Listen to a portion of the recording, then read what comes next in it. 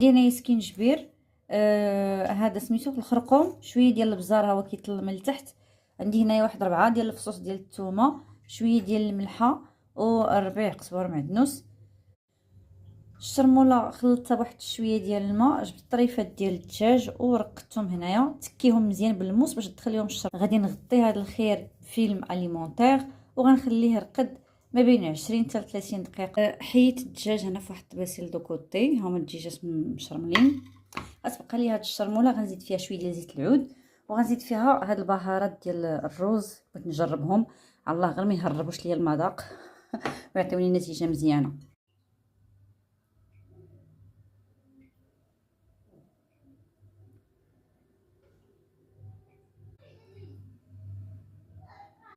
عندي هنايا الروز درتو في هذاك البول اللي فيه الشرموله، زدت عليه واحد شويه ديال هذا واحد خيزويه مقطعه مربعات، وهنايا واحد شويه ديال الجلبانه كان كيدور في الكونجيلاتور.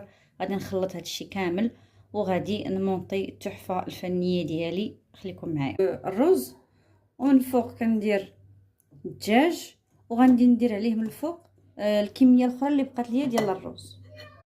واجي نتفاهموا انا وياك اختي، الا بغيتي الروز تزيدي فيه يجوك فيه دوك الالوان الفاقعه، هذاك الصفار والحمار وداك الشيء، زيدي الخرقوم والتحميره. انا ما غنزيد والو، غنخليه بحال هكا ها هو راه مزيان. باش ضفت دابا الطبقه الثانيه ديال الروز، وغادي نديرو يطيب في البرمه اللي فيها ديجا الماء كيطيب، ولحت فيها واحد نص بصله. المهم هذه لاستيوس كانت عطاتها ليا عكوزتي باش ان البرمه ما تكحلش ليا، قالت لي بقيت ديري فيها واحد شويه ديال البصله.